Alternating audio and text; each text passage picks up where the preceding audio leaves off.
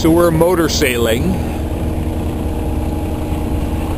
There's the rising sun through the smoke, and the mainland shore over there. Boy, you can't see much.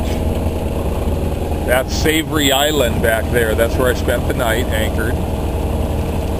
This is the Strait of Georgia. This is, what bank is that? I forget. I don't know. Somebody fishing out there.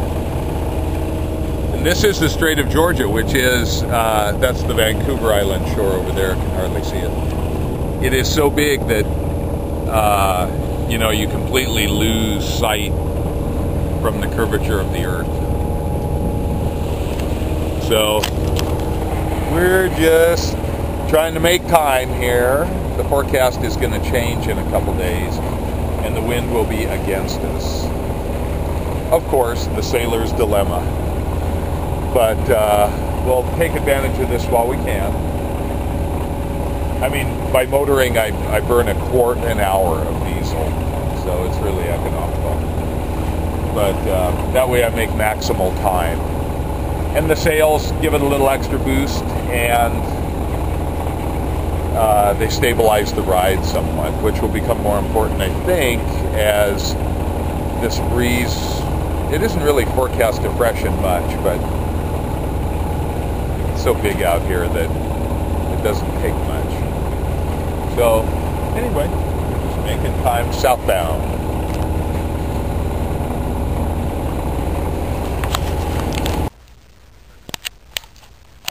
Now here is a picture-perfect place. That's Saturna Island over there, the south end of the Gulf Island. This is Tumbo Island. And I have never seen so many boats in here, anchored up.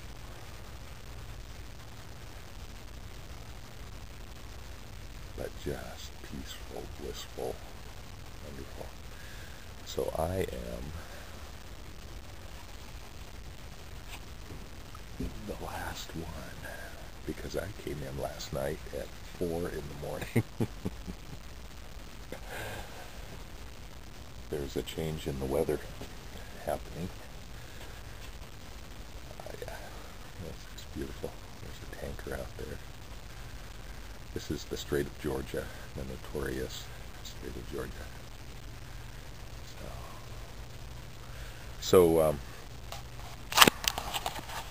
a little bleary. Oh my goodness, I am a little bleary. So 4 in the morning, it's about 8 in the morning now. So what I do to make time, since I can only do 5.5 knots in this boat, that's true of just about any sailboat, is I have to ride the ebb tide. Tides are big up here generally, and so you have to get the lift from the tide. So coming from the north, headed south from Campbell River, it's an ebb tide that you want. So that's what I was doing. I rode it, stayed the first night at Savory Island, then rode it as far as I could, which was outside of Nanaimo. Then I took a nap, waited for the tide to fill up, and then rode it again, ebbing last night. So that's just how you have to do it if you want to make any time. Unfortunately, I kind of need to, because I need to get back home. But yeah, so that's the way we do that.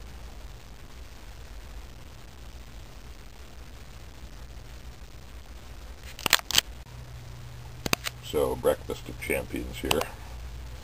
Big mug of instant coffee. Starbucks Via is the best, but I'm out. So it's Maxwell House crap. But I'll tell you what, it's black, it's stiff, it's hot, it's good. And then some oatmeal, some porridge, a bag of instant flavored oatmeal, like cinnamon and spice or something like that. You know how you buy those little bags at the grocery store. And then I'll I'll put in the equivalent of another portion of Bob's Red Mill from Oregon, organic instant oats, and wow, it just smells really good. Good oatmeal. Oh yes. And then almond milk I picked up in the Campbell River there. So anyway, yeah.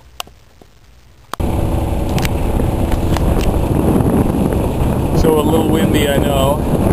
Actually, I would go across the Strait of Puget, but it's going to be blowing a gale, 30 to 40. So a fresh gale. That's Saturna Island. Goodbye, Canada. San Juan Islands. Peytos, Susha. Point Roberts, and a big freighter bound for Bangkok. How do we know it's bound for Bangkok? Look at the helicopter.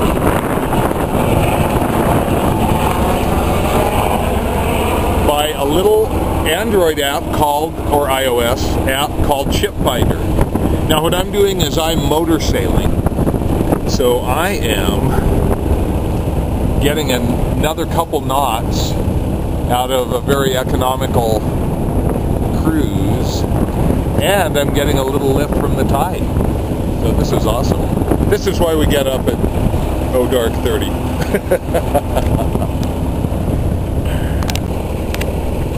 So there goes our Bangkok bound freighter. Goodbye, Canada. I just checked back into the US. I have a Nexus card. Peytos Island, and then Susha. Orcas. No, San Juan. No, Orcas. Yeah, Orcas Island. Waldron.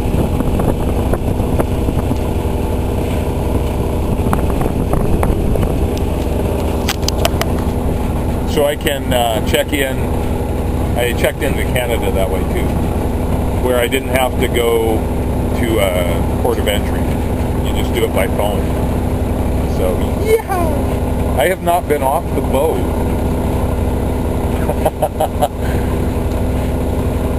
In 2 days, 3 days. I don't know. I mean, you get some exercise running around, pulling up the anchor and stuff, but still, it's kind of amazing to think, you know, you haven't been off of a 28-foot boat.